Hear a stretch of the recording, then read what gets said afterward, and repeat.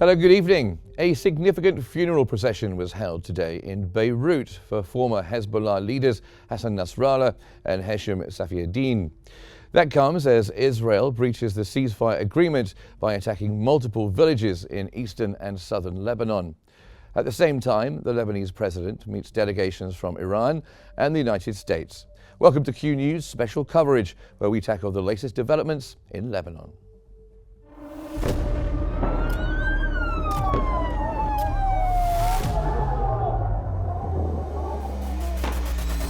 كل المستهدفين هن مدنيين. الوضع شيء مرعب، شيء بخوف.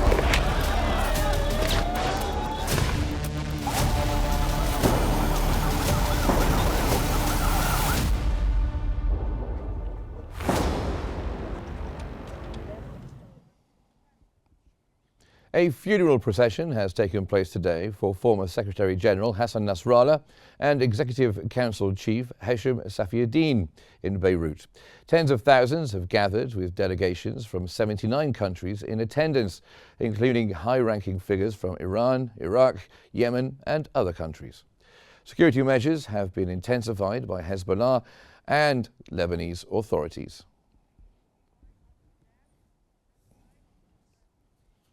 Hezbollah's Secretary General Naim Qassem has said Hezbollah will preserve the trust and follow the same path.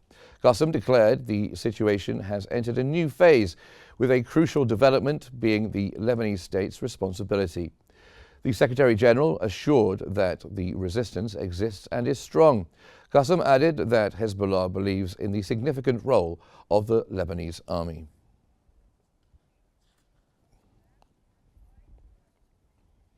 Israeli warplanes have been heard flying low over Beirut during Hezbollah leader's funeral. Residents of Beirut could hear the roar of the planes, which was not accompanied by a sonic boom this time. The Israeli army regularly breaks the sound barrier over various parts of Lebanon, a sound very similar to that of a bombing.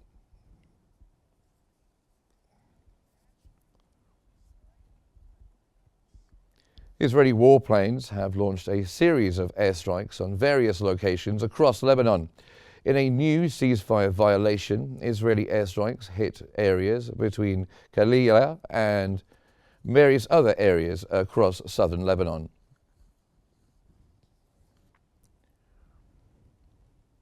Warplanes also targeted several other areas in the Bekaa Valley.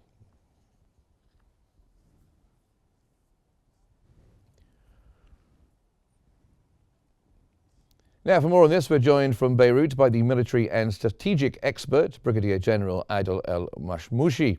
Thank you very much for being here back on Q News with us.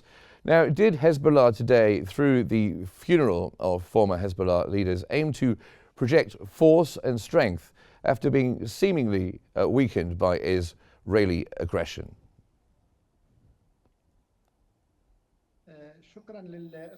Thank you so much for having me, and greetings to you and to the viewers. In fact, it's natural that this funeral would have more than one message. The first message is for the resistance and the supporters of Hezbollah to the Secretary General who was killed during the Israeli war with the Hezbollah in an airstrike, as a lot of explosives were used to kill the former leader of Hezbollah. Around 32 years Hassan Nasrallah spent as a leader for Hezbollah, with very strong influence in Lebanon and outside, starting from Iran to Lebanon, Iraq, Yemen and maybe Syria. All of this carries a very important significance. The massive turnout and the organization by Hezbollah for this funeral. This is in addition to sending a message to those who are concerned on the international arena that Hezbollah is not easy to be removed from the equation, whether the regional equation resistance-wise and internally. It is not easy to rule out Hezbollah politically in Lebanon. This is from the perspective of the Hezbollah supporters and the resistance, as the representatives of the Islamic Republic attended the funeral from Iraq as well, and from the Houthi in Yemen. And internally, with respect to all the Lebanese components and elements who attended the funeral, there were differences in opinions regarding the future of Hezbollah and its handling with internal policies. Most Lebanese component outside the Shia component are completely rejecting the Hezbollah military approach and the Hezbollah keeping their arms under the umbrella of resisting Israel. All of these military operations that were not very fruitful but were very negative to Lebanon, especially during the last war, as many Lebanese territories were destroyed and demolished, and Lebanon bore a lot of casualties.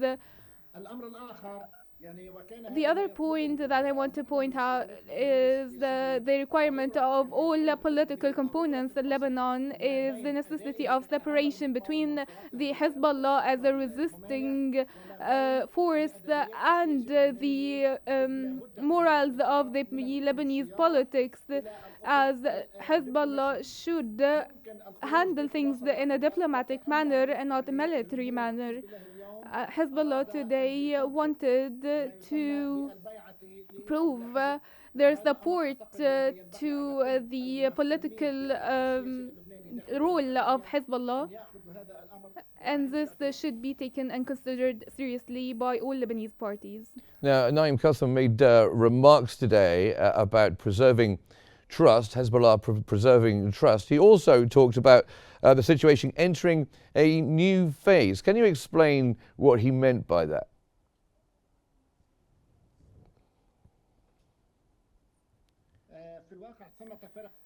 In fact, there is a great difference between the leadership personality of the previous and former leader of Hezbollah, Hassan Nasrallah, and Naim Qassem, as the current Secretary General is sending a message that the Hezbollah is still has the confidence of the people and in the Lebanese street, as well as their weapons, which is an essential point in this regard. And I think that this trend gives the impression that the future phase will witness a lot of compromises in the Lebanese politics, because most of the Lebanese population, regardless of the Shia parties, want to have Hezbollah under the umbrella of the rule. If it relinquishes the principle of fighting the enemy represented in Israel, and the Lebanese state will be the only force fighting for the Lebanon national security, and for Hezbollah to be a partner in building the Lebanese state. And it's high time to reconsider the Lebanese progress and development away from all the absurd wars and the interventions that weren't very fruitful and not approved by many and several Lebanese, and especially the civil war that took place during the Syrian revolution, as Hezbollah stood side by side with the regime, also tackling regional factors, support to the Houthi, which was reflected on the Arab region and on the international community arena, which led to the economic deterioration and social deterioration, increasing the volume of damage that took place in Lebanon, in addition to the fragmentation of the political system in Lebanon. We've just gotten out of this crisis, starting to get out of this crisis by appointing a president and forming a government. Now, can you tell us the significance of the recent Israeli airstrikes, especially during this ceasefire, and how are these developments affecting the overall security situation in Lebanon? In my opinion, the violations committed by the Israeli occupation today could be categorized into categories. The first, targeting objectives and targets in the Lebanese territories, and others for war plans flew on very near the funeral site, which is a political message indicating that the Israeli occupation achieved some kind of victory over Hezbollah. I would like to connect this with the stubbornness of Israel to continue its grip over Lebanon. The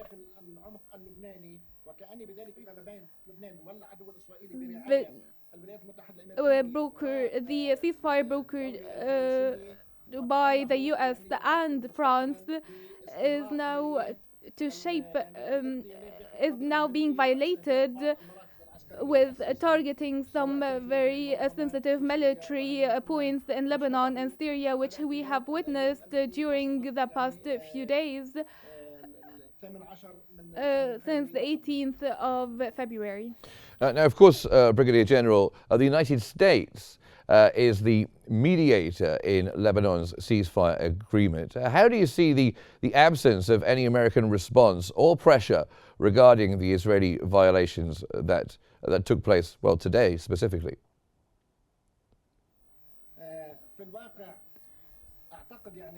In fact, I think what has been done by the Israeli occupation is more of a political message, more than a security message, regarding the warplanes that flew very near to the funeral, and in general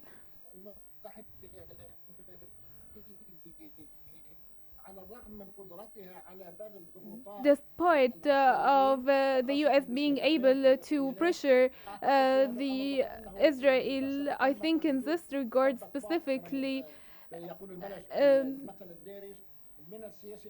it's the current United States administration is letting the Israeli occupation do whatever they want, whether in Gaza, in Lebanon, giving them the green light, and Israel is taking advantage of this Western support they are receiving, as well as the military advantage due to the military and political support. Well, thank you very much indeed for joining us here on Q News. Brigadier General Adel Al-Mashmoushi, who is a military and strategic expert, joining us from Beirut.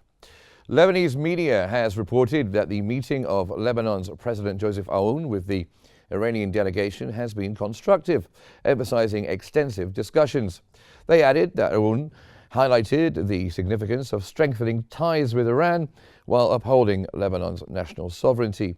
He conveyed that Lebanon has made significant sacrifices in support of the Palestinian cause and endorsed the outcomes of the recent Riyadh summit, especially regarding its stance on the two-state solution.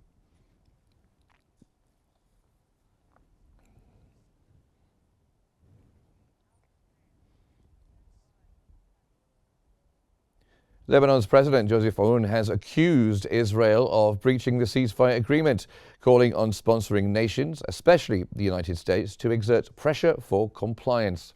During a meeting at Babda Palace with the US Congressman Ronnie Jackson and his delegation, the president emphasized that stability in southern Lebanon and along the border requires the withdrawal of Israeli forces and the release of Lebanese detainees. Jackson echoed these concerns, stressing collaboration with the Trump administration for vital support for the Lebanese army.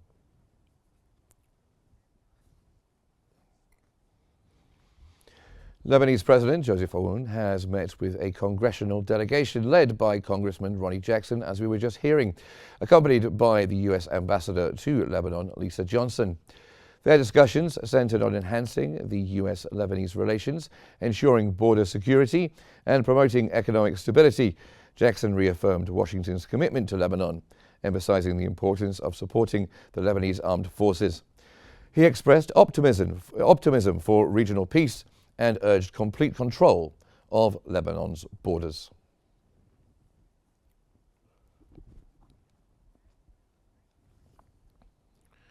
Now, joining us from Beirut is the strategic political analyst Abdullah Nema. Thank you very much for being here with us. What would you say are the key outcomes from President Aoun's meeting with the Iranian delegation?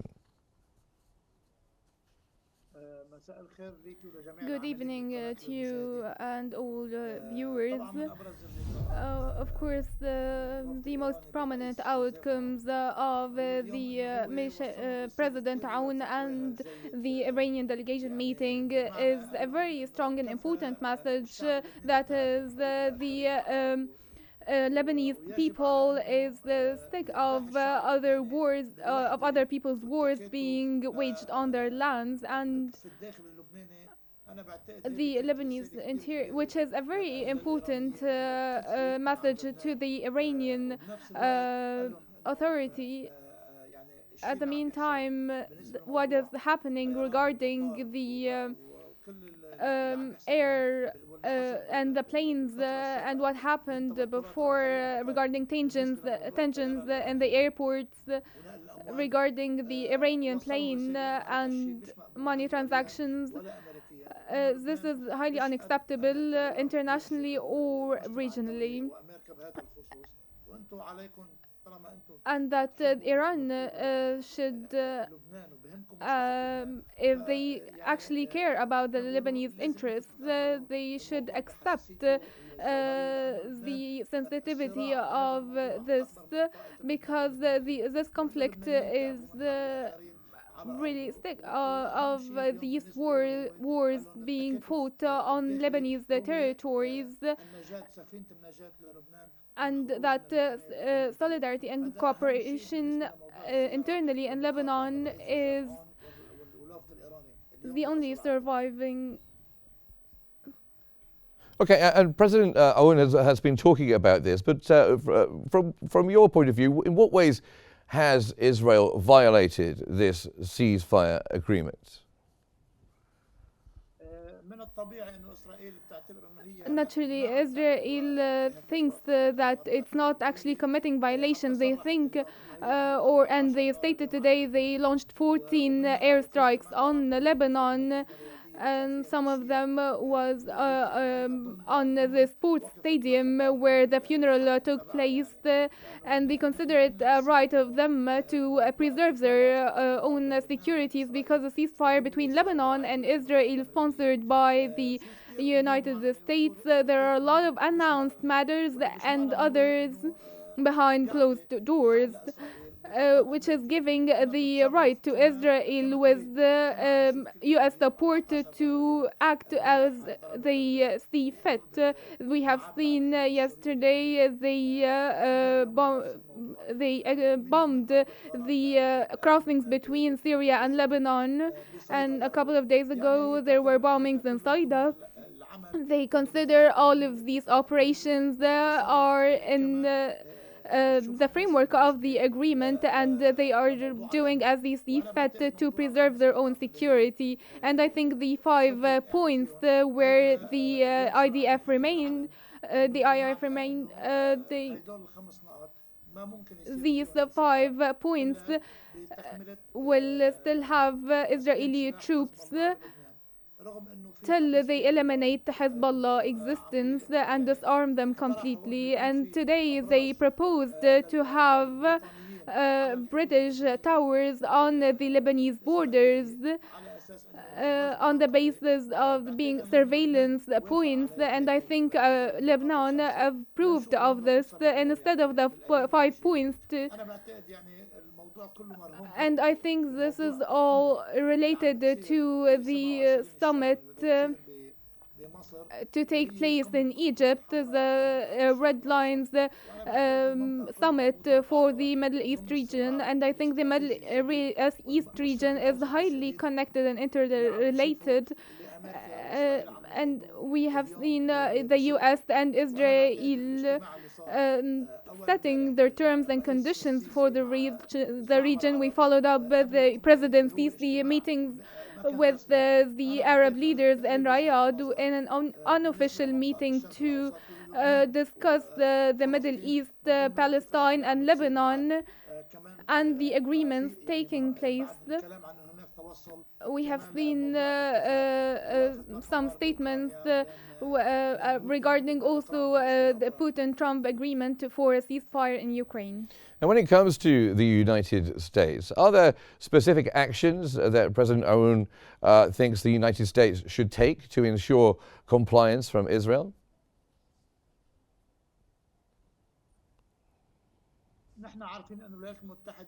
We are well aware that the United States of America completely trusts and supports President Aoun, and they are clearly stating that the Lebanese army is the only armed entity to take control over Lebanon.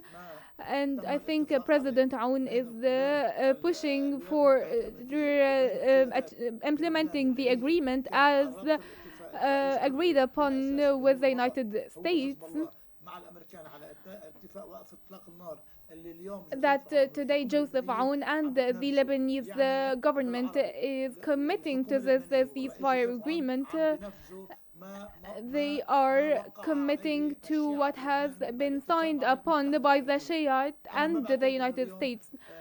And I don't think today there are any impediments to the only impediments or obstacles constituted by the Shiite parties. We see every day talks about sanctions on Lebanese officials in case of any breaches to agreement. Today, why the Shiite dare and President Barry to sign a ceasefire agreement? Why the US obliged him to do that? Because they are well aware that Lebanon will have no more obstacles for a political path. I think that Lebanon have a lot of work to do to go forward, and the United States is very clear about this, stating that Lebanon and President Joseph Aoun and the government should take some very important measures and achieve some progress regarding certain manners. And only in this case we might see a withdrawal from the 5 points stated by Israel. The problem here is that the Lebanese leadership is not very clear with the Lebanese people regarding the agreement and the terms set behind closed doors that are not announced to the public, which is affecting the Lebanese sovereignty. And for the Lebanese people, this agreement was completely unfair and unjust. And what is happening today for Israel and the US and the international community is considering these breaches as not violations. And we have seen the statement of Naim Qassem, the Secretary General of Hezbollah. He was very open regarding the Lebanese state. He greeted President Aoun and the Prime Minister. and the parliament and said that they only serve the Lebanese state. He said that they are one entity and one party and Well, one component of the Lebanese people. Thank you very much indeed for joining us. We had fascinating thoughts. Thank you very much. From Beirut, that was the strategic political analyst Abdullah Nema. Thank you very much for being here with us on Q News. And that brings us to the end of this special coverage on Lebanon. Don't forget you can follow Q News on YouTube, Facebook, X, Instagram and TikTok at Q News EGY. Thanks for watching and stay tuned for more here on Q News.